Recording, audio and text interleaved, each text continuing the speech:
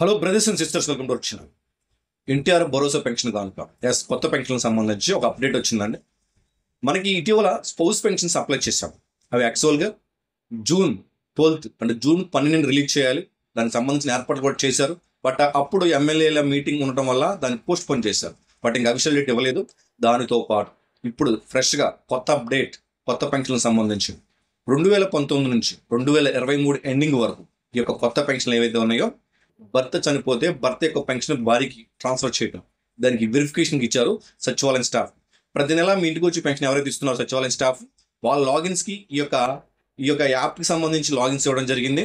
అందులో ఎవరైతే చనిపోయారో పేర్లు రావడం జరిగింది. వాటిని వెరిఫికేషన్ చేస్తారు. ఇప్పుడు వాటిని ఏ విధంగా వెరిఫికేషన్ చేస్తారు, అదేవిధంగా ఈ యొక్క స్పౌస్ కొత్త పెన్షన్ ఎప్పుడు రిలీజ్ చేస్తారు, ఎవరు అర్హులు, ఏ డాక్యుమెంట్స్ మనం ఇవ్వాలి, ఏ విధంగా ఈ సర్వే జరగబోతుంది, వెరిఫికేషన్ జరగబోతుంది, కొత్త పెన్షన్ ఎప్పుడు రిలీజ్ చేయబోతున్నారు అనేది క్లియర్గా మీకు ఎక్స్ప్లెయిన్ చేస్తాం. దయచేసి వీడియో లైక్ చేయండి, 10 మందికి ఉపయోగపడుతుంది.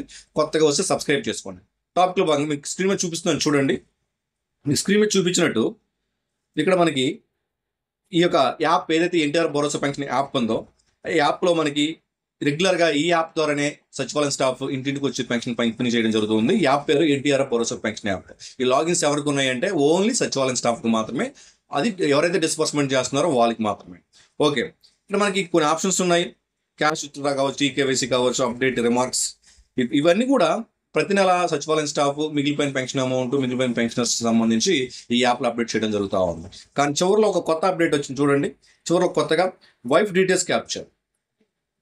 ఈ సర్వే ఏంటంటే అంటే భర్త ఎన్టీఆర్ భరోసా పెన్షన్ తీసుకుంటా ఉండి చనిపోతే ఆ పెన్షన్ భార్యకి ట్రాన్స్ఫర్ చేయాలి కదా.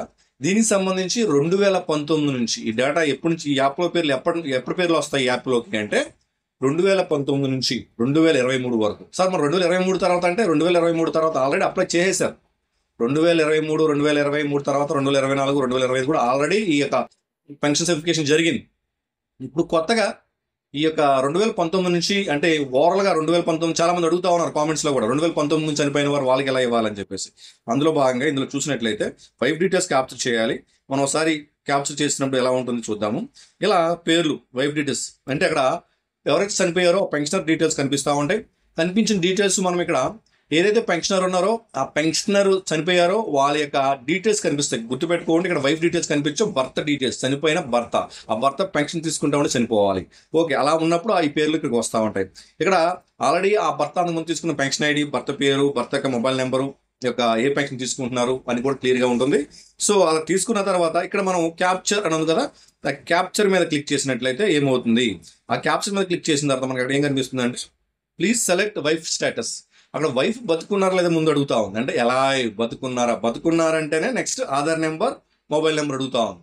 ఎవరు ఆధార్ నెంబర్, ఎవరి మొబైల్ నెంబర్, వైఫ్ యొక్క ఆధార్ నెంబర్, వైఫ్ యొక్క మొబైల్ నెంబర్.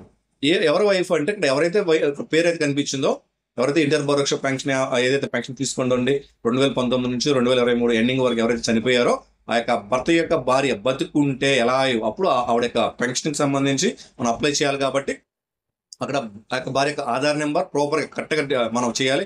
ఏ మాత్రం మిస్టేక్ చేసినా సరే మళ్ళీ దానికి ఎడిట్ ఆప్షన్ లేదు, జాగ్రత్తగా అప్డేట్ చేయాలి. ఎవరండి చేసే సర్వే అంటే సచివాలయం స్టాఫ్ చేస్తారు. వాళ్ళు కరెక్ట్గా ఇందులో కరెక్ట్గా అప్డేట్ చేయాలి. ఒకవేళ చనిపోతే అంటే డైడ్ అనే ఆప్షన్ కూడా ఉంది, ఇక్కడ డైడ్ అనే ఆప్షన్ కూడా ఉంది. నెక్స్ట్ ఇక్కడ పర్మనెంట్ మైగ్రేషన్ అంటే ఆ భార్య పర్మనెంట్ ఏదైనా ఊరు ఇక్కడ నుంచి విలేజ్లో ఉండి వేరే విలేజ్కు స్టేట్ మారిపోయారు, పర్మనెంట్ మైగ్రేషన్. లేదు ఆ భర్త అతను పెన్షన్ తీసుకుంటా ఉండి చనిపోయాడు, భర్త అతనికి పెళ్లి కాలేదు, అంటే నో వైఫ్, అతనికి పెళ్లి కాలేదు, నో వైఫ్. సో ఇలాంటి ఆప్షన్స్ ఏ ఆప్షన్స్ ఉన్నాయండి, అలైవ్ ఉంటేనే పెన్షన్స్కి అర్హులు అవుతారు.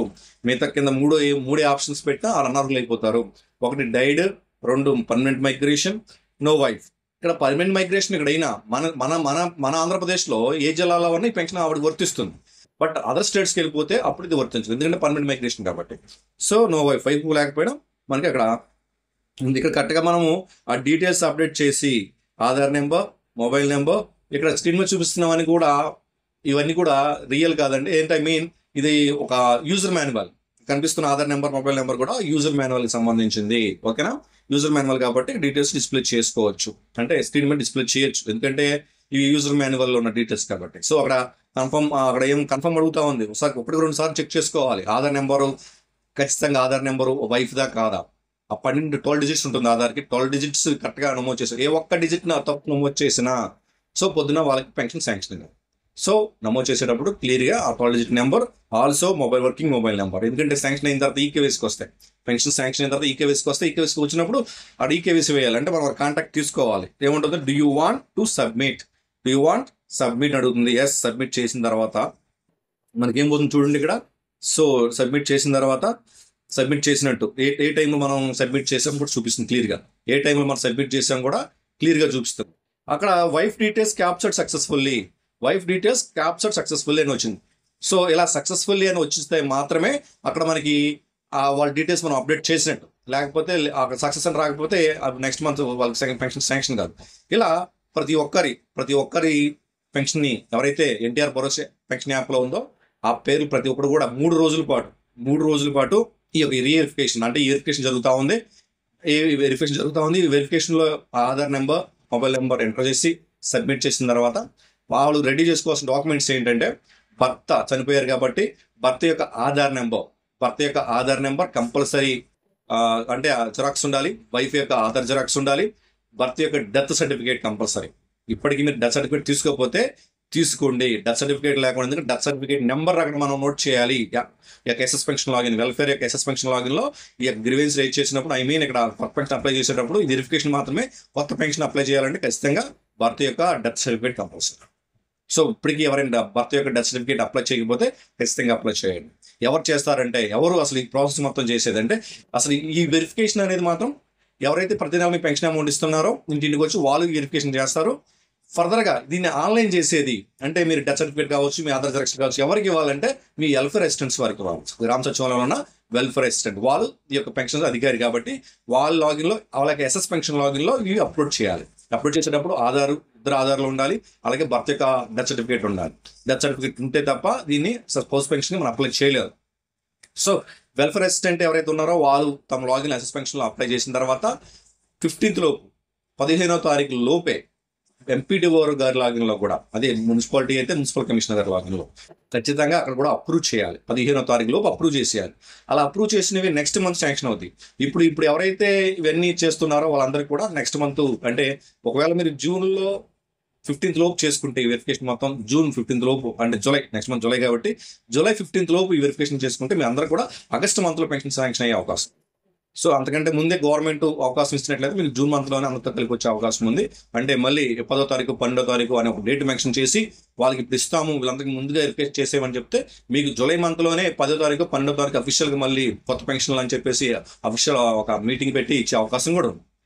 దాన్ని కూడా మనం అర్థం చేసుకోవచ్చు. ఎందుకంటే గతంలో అంతే కదా, జూన్ 12 ఇస్తామని చెప్పారు. అదేవిధంగా ఆ పెన్షన్స్ ఇప్పుడు వెరిఫికేట్ చేసిన పెన్షన్స్ నెక్స్ట్ మంత్ జూలై 15వ తారీఖు 12వ తారీఖు ఇచ్చే అవకాశం ఉంది అలా కూడా. సో బట్ ఈ వెరిఫికేషన్ మాత్రం ప్రాపర్గా జరగాలి. జరిగిన తర్వాత ఈ పెన్షన్స్ మొత్తం ఒకేసారి మీకు బ్యాంక్ అకౌంట్లో వేయటం, ఆ అమౌంట్ డ్రా చేసి సచివాలయం స్టాఫ్ మీ ఇంటికి వచ్చి ఎవరైతే ప్రజాప్రతినిధుల చేతుల మీదుగా ఈ కొత్త పెన్షన్ శాంక్షన్ అయ్యే అవకాశం ఉంది. ఓకేనా? ఈ డౌట్స్ని కామెంట్ చేయండి, వీడియో చేస్తాను వాటి మీద. అందరూ బాగున్నారు, అందరికీ మంచి జరగాలి. జై.